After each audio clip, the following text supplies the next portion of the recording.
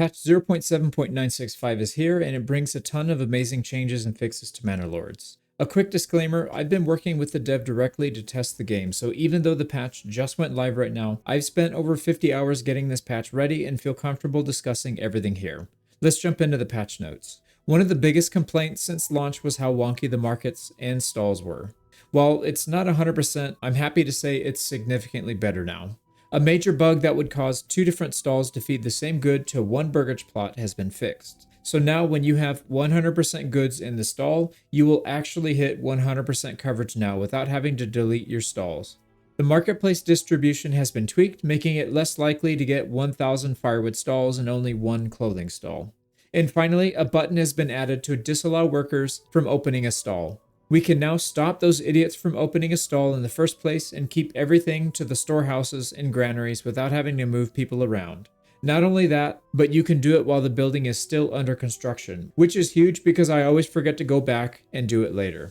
Markets should be in a way better spot now. Some buildings now have an added construction reserve limit for other supplies like planks from the artisan shops that use planks. You can now set a minimum allowed limit, and once that limit is reached, the production will pause for that building.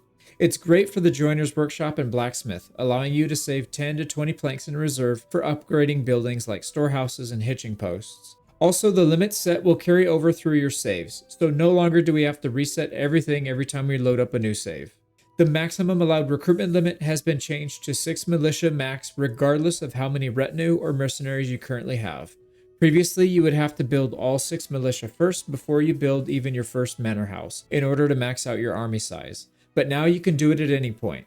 While this mechanic will change at some point and max recruitment will be tied to a ranking system, I'm happy the dev made the change in the meantime. If you decide to play with mods, your screen will display the word modded at the bottom of the screen to signify there are mods active. This is to help combat bug reports submitted with mods running, since the mods are usually the culprit. There were several changes to the trading and pack station mechanics. Barter and trading post workers on foot will now carry 5 items instead of 1, although in a quick test last night my foot traders were only selling 1 per trip. A quick note on that. I told the dev about it, and in the time it took me to write the script, it's already been fixed and the new patch has been uploaded. So traders will now on foot grab 5 items at a time for sale.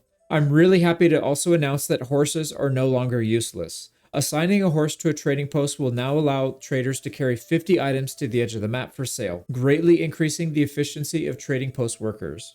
Trade route costs are now linear. Opening 4 or 5 trade routes will only increase the new route cost into the hundreds instead of into the thousands, like it was before, which means having several trading routes per region is more reasonable now. You can also set items you don't have trade routes for to import and export, which is useful when you're trying to trade items between your own regions. Before, you would have to buy trade routes in both regions to even set the trade up. But be aware, setting a good to export without purchasing a trade route first will not sell the item, and wandering merchants will not purchase these goods. They're only set to purchase the low tier items. You will still need to buy the trade route to trade with the AI. I do think they need to add some kind of UI to make this a bit more clear. And finally, packing stations no longer trade wealth and grab the appropriate numbers of goods when bartering. This was a massive issue when trying to send goods between your own regions, but it's now working properly, and it's possible to funnel resources from several outer regions into one massive central one. Sheep breeding finally saw a solid nerf. Before, the perk would allow for exponential growth to your sheep flock, but now they're capped at 1 new lamb every 10 days at the most. You can still breed 36 new lambs per year to sell, so it's still strong.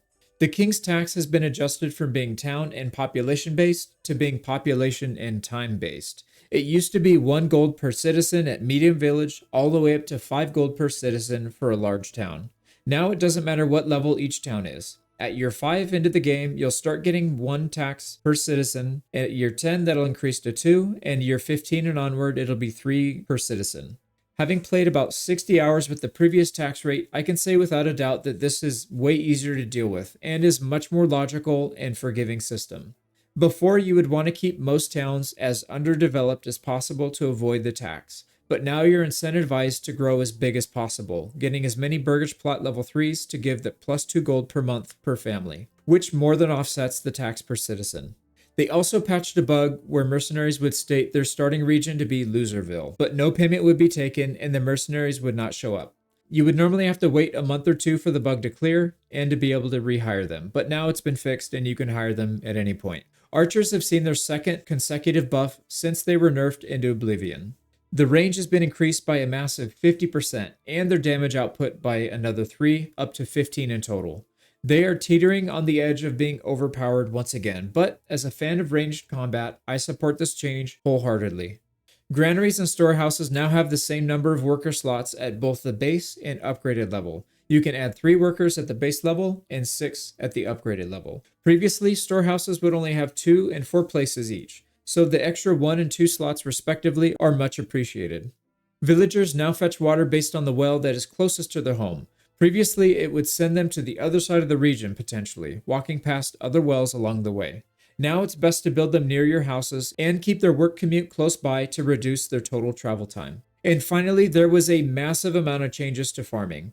I spent at least 30 hours testing and retesting, and I'm happy to say that farming is significantly better now. In particular, automated farming while using crop rotation. Covering this section should probably be its own video, so let's just go over the most important things for now. Plant and tree growth was slowed down by 30%, but fertility was increased by a lot, and crops per plant was also increased. The goal here was to make crop rotation more appealing over manually farming and using forced harvest. Crops will now need to grow through the winter to get to the 100% yield, meaning automating your farms from year 1 is now viable and usually preferable. From my testing, farming on non-rich soil has been nerfed a bit, as you could still get a decent barley or flax harvest in the previous patch, but now the fertility isn't high enough to get more than a couple per plot. Emmer is still easy to produce in non-rich soil, but barley and flax are mostly reserved for rich soil. For rich soil, the fertility was increased to 100% at the peak, meaning those fields can now grow the same crop 2 years back to back, and fallow for the 3rd year, and then back to 100%. Previously, you would need to do it manually, or rotate 3 different crop types and only get 1 crop every 3 years. But sometimes you only want 1 crop type, so now you can get that back to back and then 3rd year fallow. There were a few changes made to how limited work areas function and oxen working with a farmhouse. Workers will now prioritize culling crops before they pick anything up, meaning if you have several fields assigned to one farmhouse, they will harvest everything first and then pick crops up.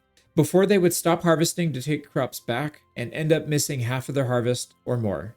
Oxen now also obey the limited work area when they are assigned, so no more wandering oxen screwing up your field priorities. One more thing to be aware of. Oxen are assigned to farmhouses based on when they were imported, and we cannot manually move oxen to stables. So for now, it's best to only use the hitching post and move oxen closer to their assigned farmhouses. If you have 2 oxen in a single stable, they might be assigned to farmhouses at different places within your region, and you'll have no way of getting them close to both of their fields. But if you only use hitching posts, you can move them manually one by one, and it's much easier to get them close to their work area. There were also a bunch of bug fixes and crash fixes that I won't cover here, but I can tell you from personal experience, this patch is really good. I didn't really experience any crashes this time. Farming is much smoother, the King's Tax is much more manageable, trading makes a lot more sense, and archers are once again viable. There's so many other things to cover, but again, I'm going to keep this short. This patch is really good and I recommend trying it out. I'll also be working on another video soon talking about the difference in experience from covering Manor Lords versus when I was covering Bannerlord. But I'm curious how you feel about the last patches so far. Do you feel like the dev has been focusing on the right things to change? A huge thanks goes out to the YouTube members and Patreon supporters who help support this channel financially. I appreciate you. Thank you for watching, and I'll see you on the next one.